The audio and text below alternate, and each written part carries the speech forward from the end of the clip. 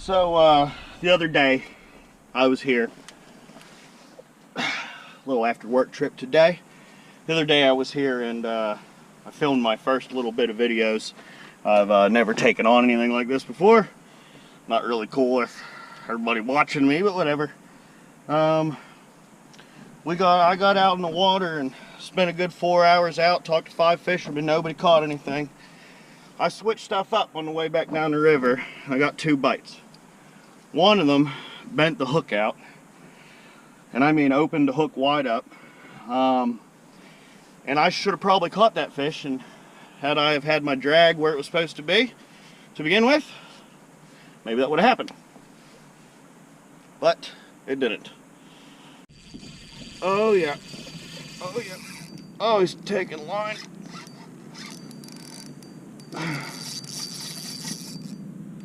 Oh yeah, we're winning. We're winning. This isn't little. This is not going to be little, folks. So, can't let a fish lie down there at the bottom and not try to catch him. Especially if I have an idea where he's at. So today, we are going to go try and do this again. And we'll see where we get. It's pretty windy, about 15 miles an hour. I'm sure the water is going to be cold. So to show you everybody what I'm working with here. Here's my little yak setup. Humminbird Helix 5 DI. Got a power box up here hooked up with some USBs and a 12-volt charger. So I got 3 things rigged up today.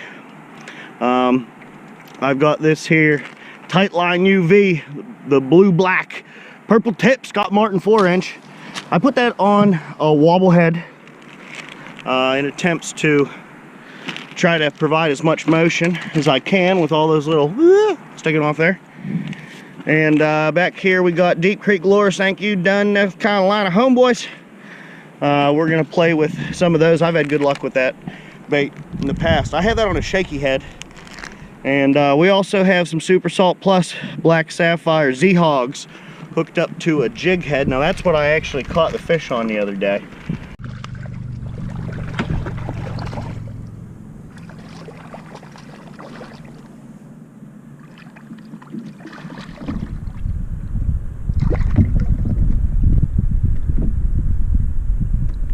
No skunk. Stay and fight until you catch them. No skunk. Cute little fish. Alright, first spot is the last spot that I caught a fish. The water is up, it is really high. Kind of neat though, between the wind and the current, I'm staying in place pretty well. We'll go ahead and see if we can toss that lure up where that fish was last time. See what happens.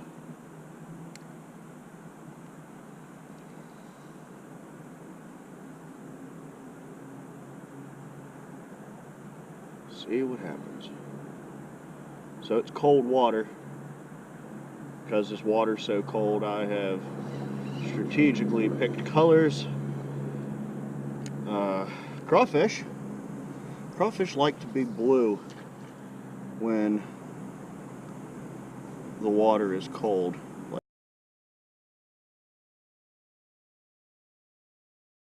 Like this. I don't know what it is about their crustaceanish shell. But they tend to be blue. And our water temperature is somewhere around 43, 44, 5 degrees. I don't know if I have a complete accurate read on it yet.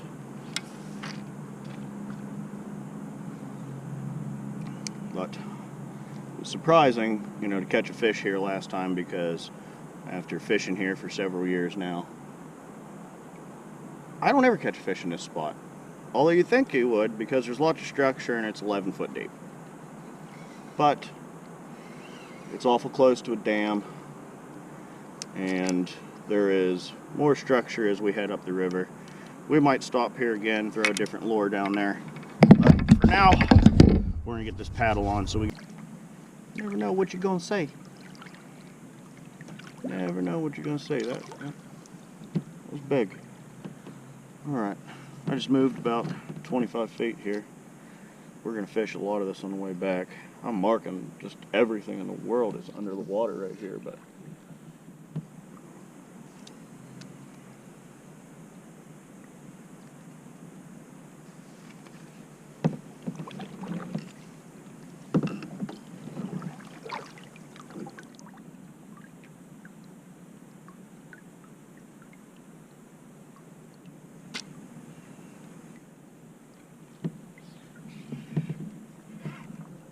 okay.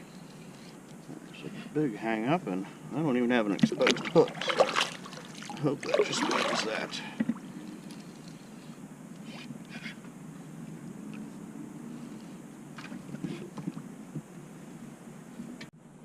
Well, that didn't work out as planned, so figured now's as good a time as any. Show everybody how I rigged up what I was fishing there. Long reach up there when you're sitting back. So people go, you fish a swivel. Why do you fish a swivel? Well, because baits are designed to swim a certain way, float a certain way. Got a bunch of twists in your line, that mess doesn't happen right. So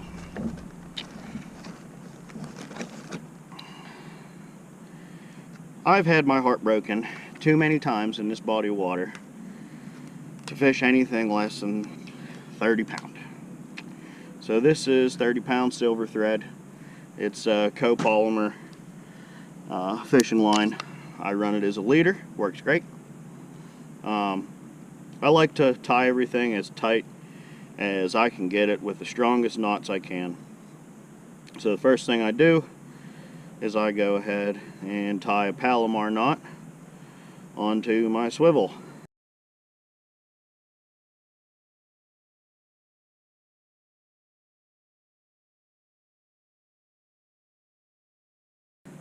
Palomar knot's a great knot, super tight, super fast, easy to tie. And so we got a swivel with about 2.5 foot, 2 foot, 2.5 foot of leader on it. Next thing I do is another Palomar knot from the line to the swivel. Sometimes I will run a bead in between here. That bead will kind of do a couple things for you. It'll mark where that bait's falling down at, because that bead will float and kind of point to where your stuff's falling at. That can be really convenient when you can't see your line because it's muddy water or whatever it might be. That little orange bead on there. Let's see, got them mounted back here on these. That little bead on there will show you where everything is. So anyhow, that's why I do that.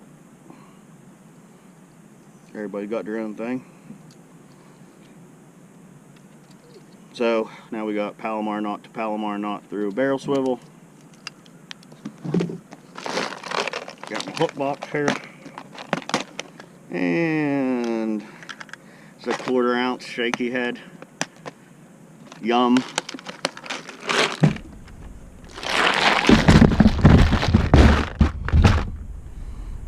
And now we're going to tie another Palomar knot onto here. And if you do this in this order, where you tie your swivel to your leader first, you will be able to tie Palomar knots the whole way down, which is nice, because then you have a really strong knot. I mean, it's really an offshore knot, but you have a really strong knot the whole way down through. Leader away. Try to gotta keep the kayak clean, man. Don't do any good when you just got crap laying around everywhere. So, deep creek. And when I put this on here, bite the first head off. These are delicious, by the way. Wonderful garlic flavor.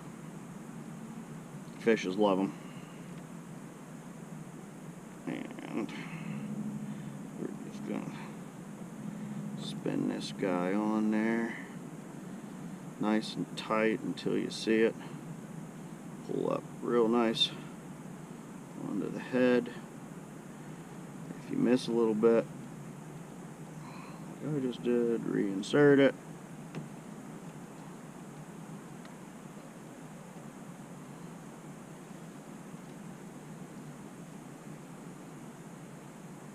Run that screw in there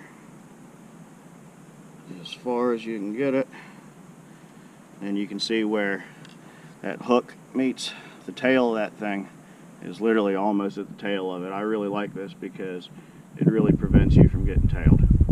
And then you can run that sucker up in there and it is hidden, right? Nothing can really get to that. Except for that stick back there. It got to that. Whatever. Alright, let's go catch some fish.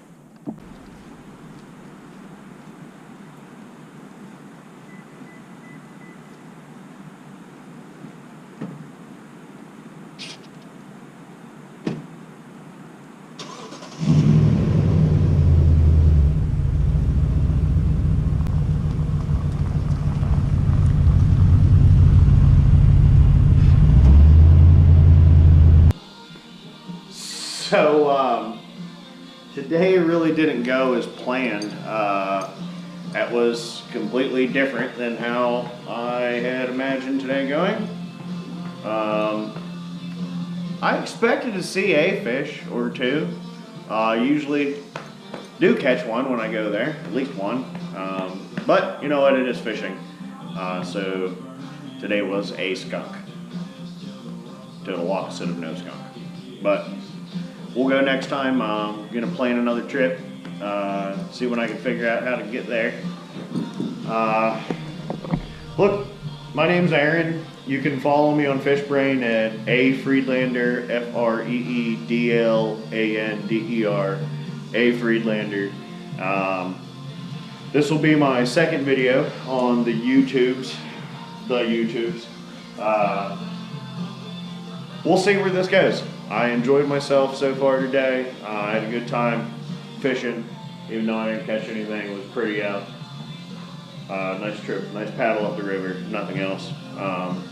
And you know, just like every time you go and don't catch anything, I learned something. I should have moved. Was in deep water, wasn't seeing any fish. I should have got into some shallower water. I should have started searching some fish out. Don't put those electronics on your boat for no reason. You know, just because you can see that cover and it's there and it's sitting in deep water or it's moving from shallower water to deep water. There was plenty of places in that body of water that were 2 foot deep, 3 foot deep, and big flats out with grass lines on them. I could have found fish in a different place maybe. You know, the water was up. It was probably moving slower in those shallower areas where it expanded out and it kind of becomes lake-like. There's a good chance that those fish just pulled out of that deeper water because it was moving so fast. Got out into where it spread around a little bit. That water probably warmed up today. It was 65 degrees. That shallow water probably was maybe another 2 or 3 degrees different, but I don't know because I didn't paddle out there. Fisherman's mistake. I got stuck in my rut. I know this is where I catch fish at, but those conditions were not, that's where you catch fish at. Look, y'all keep your lines tight, follow us on YouTube. I'm gonna start fishing with some of my buddies too. We'll get to go offshore this summer, I'm sure, a few times. We're gonna go bass fishing a whole bunch, different reservoirs, eastern North Carolina, probably a trip up to Pennsylvania. We'll see where that goes. I usually head up there. I'm born and raised up there, so I know a bunch of the water, and some of my friends still live on the river, live around the city of Pittsburgh. We'll see where this this channel takes us. Man, look, y'all keep the lines tight, and look, sometimes you just don't find fish, but you always go out the next time and find some more fish.